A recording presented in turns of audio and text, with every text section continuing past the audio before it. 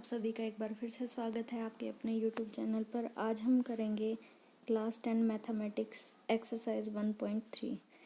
तो ये एक्सरसाइज शुरू करने से पहले हम एक थ्योरम करते हैं, फंडामेंटल थ्योरम ऑफ अर्थमेटिक्स। ये थ्योरम क्या कहती है? Let P be a prime number if P divide A square.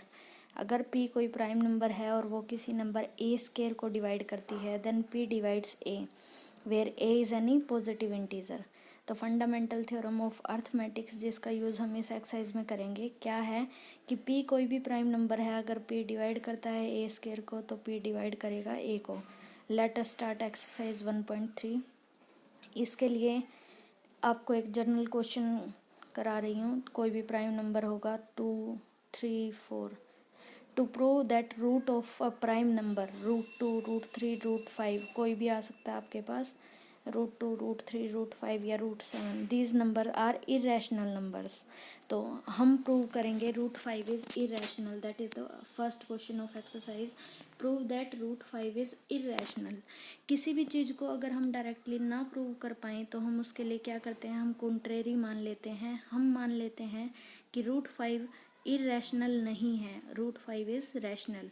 Late if possible √5 is rational. अगर √5 रैशनल नंबर होगा तो √5 को हम कैसे लिख पाएंगे? P/Q की फॉर्म में, जहाँ पे P और Q क्या है, integers, and Q is non zero. तो हमने क्या किया, √5 को रैशनल मान लिया और √5 को लिख दिया इन द फॉर्म P/Q। हम लास्ट में दिखा देंगे कि हमारा ऐसा मानने से कोई ना कोई कॉन्ट्राडिक्शन आ जाएगी, तो इसका मतलब है √5 इरेशनल है। तो पहले हमने माना √5 is rational and write √5 as P/Q। √5 को हमने क्या लिख दिया, P/Q। Now let R be a common factor of P/Q। अब ऐसा भी हो सकता है P/Q कोई ऐसा नंबर हो जो किसी से डिवाइड हो रहा हो, जैसे 6/8 हो P/Q की जगह, तो ये 2 से जा रहे हैं दोनों नंबर। या फिर फॉर एग्जांपल आप ले लीजिए 15/20 है, ये दोनों नंबर्स 5 से डिवाइड हो रहे हैं, 3/4 आ रहा है। तो अगर कोई भी ऐसा नंबर है जिससे ये दोनों डिवाइड हो रहे हैं, R be a common factor of P and Q other than 1, जो 1 के अलावा कोई भी कॉमन फैक्टर है उससे डिवाइड करेंगे P और Q को, तो हमारे पास √5 एक शॉर्टेस्ट फॉर्म में आ जाएगा, A/B की फॉर्म में। जैसे हमने किया 10/15, 5 से, क्योंकि दोनों जा रहे हैं, 5 दोनों का कॉमन फैक्टर है, 5 से हमने काट के कितना लिख दिया, 2/3। तो P/Q जो हमारा P/Q था वो अब एक रिड्यूस्ड फॉर्म में आ चुका है, A/B की फॉर्म में। और अब A और B ऐसे नंबर्स हैं कि इन दोनों का GCD 1 है, ग्रेटेस्ट कॉमन डिवाइज़र 1 है। 1 के अलावा इन दोनों को कोई डिवाइड नहीं करता। So A and B are co primes. √5 को हमने लिख दिया A/B where A and B are co prime numbers. GCD of A and B is 1। B को हम उधर ले जाएंगे तो √5B equal A, squaring both side, √5 का square 5, B square as it is, A square, ये हमने लिख दिया। स्क्वेयरिंग बोथ साइड हमारे पास आ गया 5B square equal A square.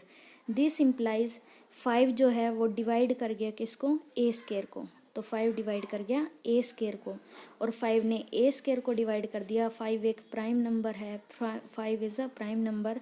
If a prime number divide A square then prime number divide A। ये हमारी theorem थी ऊपर जो हमने की थी, fundamental theorem of arithmetics.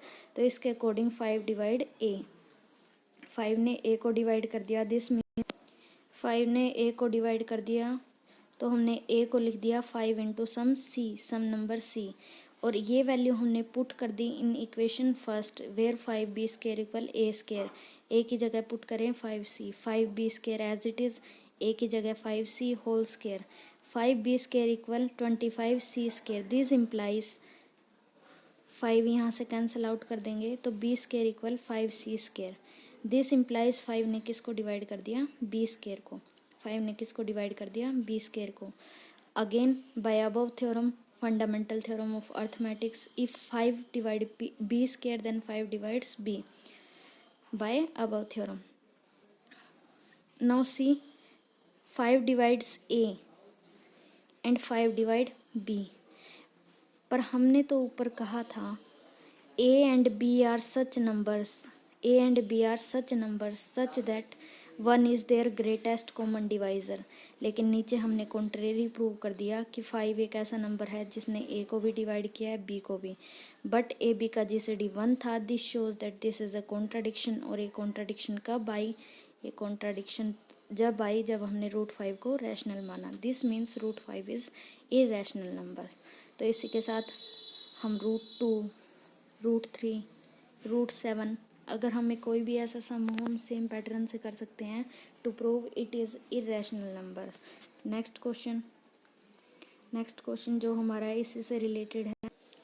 Prove that 3 + 2 √5 is irrational number. 3 + 2 5 √5 को क्या प्रूव करना है? Irrational number. हमने √5 को प्रूव किया था लास्ट क्वेश्चन में इरेशनल।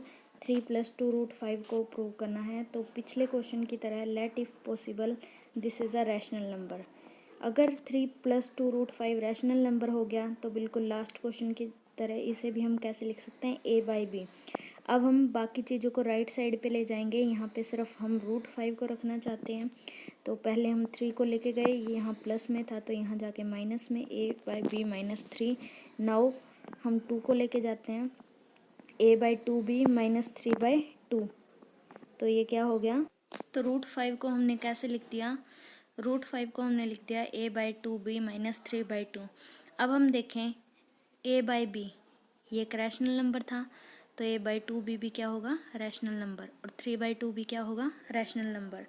और दो रैशनल नंबर्स का डिफरेंस भी क्या होगा? Rational number.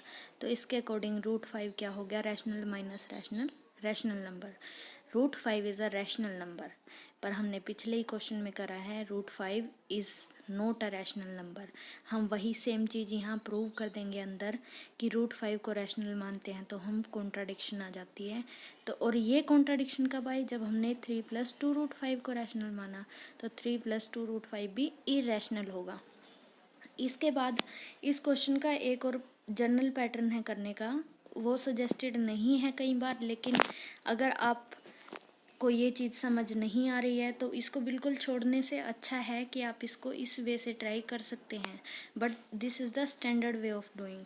हम नेक्स्ट इसका एक कॉन्ट्रेरी प्रूव कर लेते हैं, अल्टरनेटिव प्रूव कर लेते हैं इसको। हम पहले इसमें प्रूव करेंगे √5 इरेशनल था, जैसे हमने पिछले क्वेश्चन में प्रूव किया √5 क्या था? इरेशनल। √5 को इरेशनल प्रूव करने के बाद वही सारा प्रोसीजर जो फर्स्ट क्वेश्चन में किया था वही करने के बाद हम लिखेंगे, हम लेफ़्ट साइड से शुरू करेंगे। √5 के साथ सबसे पहले कौन है? 2।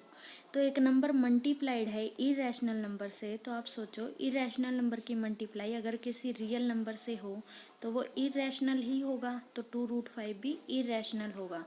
अब उसमें क्या ऐड किया हुआ है? 3। और इरेशनल नंबर में कुछ ऐड करेंगे तो वो भी क्या होगा? Irrational number. So 3 + 2 √5 is a irrational number. ये एक अल्टरनेटिव प्रूव है। इसको आप, ये लास्ट ऑप्शन है अगर आप ऐसे नहीं कर पा रहे, because this is the standard way of doing. फिर भी अगर आपको इससे समझ आ रहा है तो this is for your choice.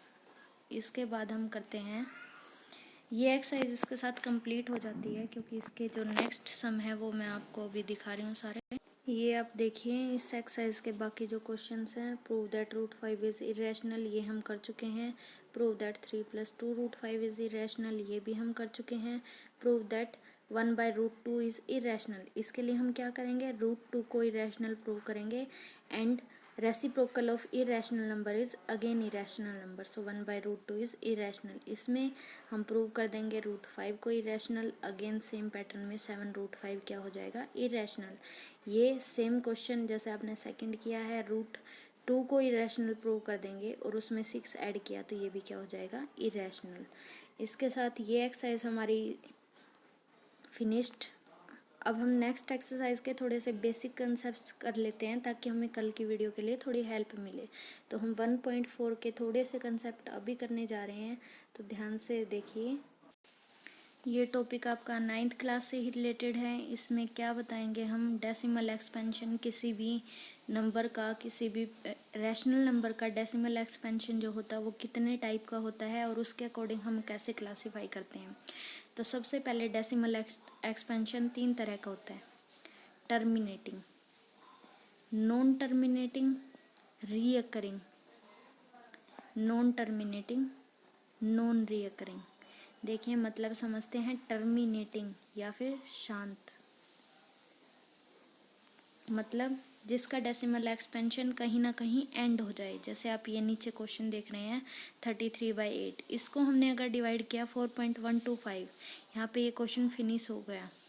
Finish होने के साथ ही इसका डेसिमल एक्सपेंशन क्या है, एक फाइनाइट नंबर आ गया, एक कुछ ना कुछ आ गया हमारे पास। दिस इज टर्मिनेटिंग, या फिर हिंदी में हम इसे बोलते हैं शांत दशमलव प्रसार। उसके बाद है non terminating recurring. Non terminating मतलब जो रुकेगा नहीं, टर्मिनेट नहीं होगा, बट रीअकरिंग मतलब बार बार वही आता रहेगा। जैसे ये एग्जांपल देखिए आपके सामने पड़ा है 0.09090909, ये 0909 रीअकर हो रहा है, टर्मिनेट नहीं हो रहा है पर रीअकरिंग है। इसे हिंदी में हम बोलते हैं अशांत, क्योंकि रुक नहीं रहा है, अशांत आवर्ती, क्योंकि बार बार ये अपने आप को रिपीट कर रहा है, तो इसे हम क्या कहेंगे, अशांत आवर्ती। तो ये एग्जाम्पल है आपका अशांत आवर्ती का। Next is non terminating non recurring, जो टर्मिनेट भी नहीं हो रहा और रीअकर भी नहीं हो रहा है, मतलब जो रुक भी नहीं रहा है और अपने आप को रिपीट भी नहीं कर रहा है, तो इसे हम हिंदी में कहते हैं अशांत अनावर्ती, अशांत अनावर्ती।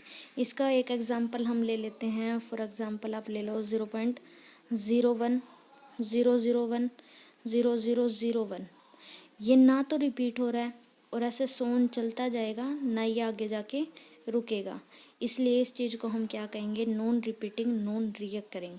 तो इसके बाद आता है व्हाट इज़, इनमें से कौन सा रैशनल नंबर है, कौन सा इरेशनल नंबर है।